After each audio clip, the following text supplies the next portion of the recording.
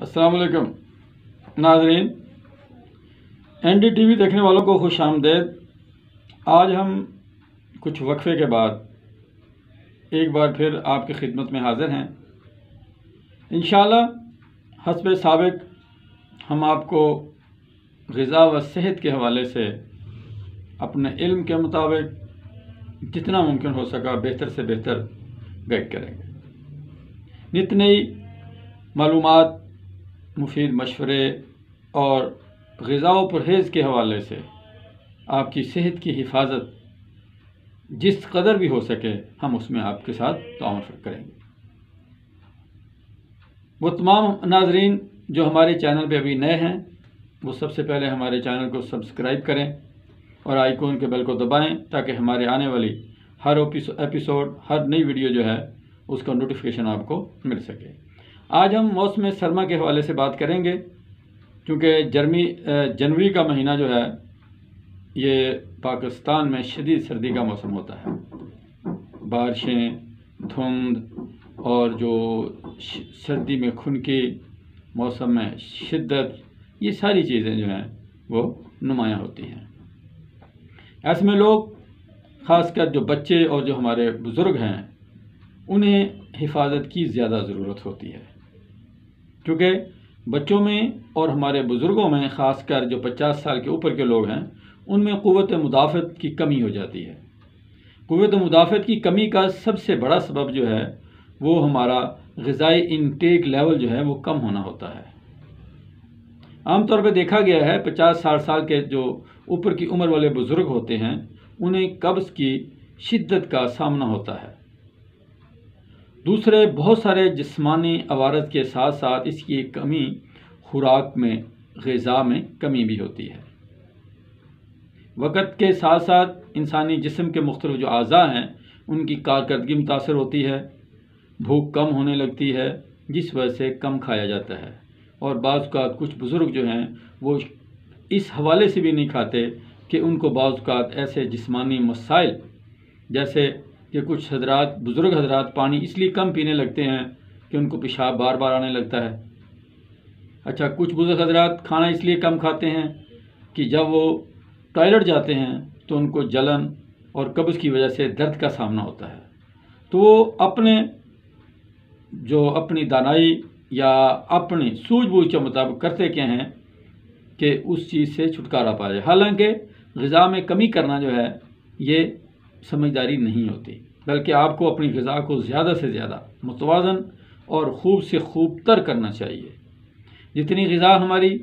عمدہ ہوگی، معیاری ہوگی اور متوازن ہوگی، اتنی ہی ہماری صحت جو ہے وہ مثالی ہوگی۔ ہمیں اپنی صحت کو برقرار رکھنے کے لیے اپنی غذا میں وہ تمام اجزاء جو جسم کے لیے لازمی ہوتے ہیں ان کا جو ہے لینا، ان کا کھانا، ان کا اپنی غذا میں شامل کرنا ہمارے لیے ضروری ہوتا ہے۔ تو بچوں کے حوالے سے اس موسم میں بچوں کو انڈا جو ہے، ابلا ہوا انڈا وہ لازمی دیں۔ اسی طرح نہلانے دھلانے میں جو ہے اس میں بھی آپ احتیاط کریں۔ بچوں کو نہلا دھلا کر کھلی ہوا میں ہرگز نہ نکلنے دیے جائے۔ بچوں کو گرم کپڑے، خاص کر بچوں کے کان، ان کا ماتھا، ان کے ہاتھ اور ان کے پاؤں جو ہیں وہ ننگے نہیں ہونے چاہیے۔ اسی طرح بزرگ حضرات ہیں، ان کے لیے بھی کوشش کی جانی چاہیے کہ ان کو مقوی اور محرک غذائیں زیادہ سے زیادہ دی جائیں، جیسے شہد ہے، دیسی گھی ہے، مچھلی ہے، بکرے کا گوشت ہے، دیسی مرغی ہے، اسی طرح جو آج کل جو موسمی پھل ہیں ان کا زیادہ سے زیادہ استعمال کیا جانا ضروری ہوتا ہے۔ بزرگوں کے لیے جو ہمارے خشک میوہ جات ہیں، جیسے کہ آج کل جو اس سردی کو بھگانے کے لیے کاجو ہے، پستہ ہے، چلغوزہ ہے، تو اس طرح ان کا بہترین ایک مرکب ہوتا ہے، جیسے مغز بادام، چلغوزہ، پستہ، اخروٹ اور اس طرح کی جو دوسری چیزیں ہیں جیسے کاجو وغیرہ، ان تمام چیزوں کو باہم لے کے آپ گرائنڈ کر کے رکھ لیں۔ تو بزرگوں کو گرم دودھ میں ملا کے، نیم گرم دودھ میں ملا کے 1 چمچ، 1.5 چمچ، 2 چمچ، جتنی کہ بزرگوں کی کیپیسٹی ہے، جو ان کی گنجائش ہے، جتنا کہ ان کے اندر ہضم کرنے کی طاقت ہے، اس کے مطابق ان کو دیا جانا چاہیے۔ ایک تو یہ فائدہ ہوگا کہ عام طور پر دانت کمزور ہونے کی وجہ سے یہ سخت چیزیں چبائی جانے کا مسئلہ ختم ہو جائے گا۔ گرائنڈ کر کے دودھ میں ملا کے دے دیں گے تو ان میں کیا ہوگا، آل ان ون ہو جائے گا، ان کو غذائیت بھی ملے گی اور کھانے پینے کا جو ایشو ہے وہ بھی حل ہو جائے گا انشاءاللہ۔ اس سے جسم میں توانائی بھی آئے گی، جسم گرم بھی رہے گا، جسم میں تقویت بھی آئے گی، اور اس کے ساتھ ساتھ چونکہ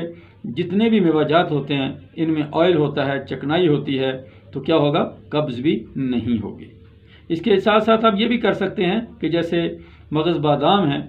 ان کی مغز بادام کا روغن نکلوا لیں، جب بازار سے عام مل جاتا ہے بادام روغن، آپ یہ بھی بزرگ حضرات جو ہیں ان کو دودھ میں ملا کے یا کسی بھی، جیسے کہ اگر ناشتے میں دلیا ہے تو دلیا میں شامل کیے جا سکتے ہیں۔ اسی طرح ہم نے جیسے بتایا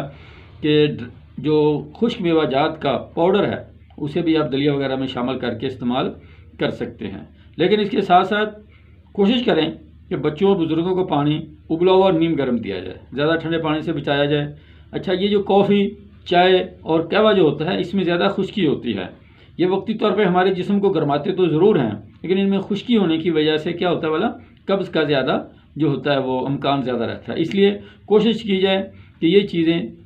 ضرورت میں رہ کے، ایک حد میں رہ کے، جیسے کافی وغیرہ کا 24 گھنٹوں میں 1 کپ بہت زیادہ ہوتا ہے، اسی طرح چائے ہے 1-2 کپ کافی ہوتے ہیں۔ اگر آپ نے قہوہ لینا ہے تو اس میں پھر تقسیم کر لی جائے کہ اگر آپ نے چائے پینی ہے تو قہوہ نہیں لینا، اگر قہوہ پینا تو پھر کافی نہ لیجیے۔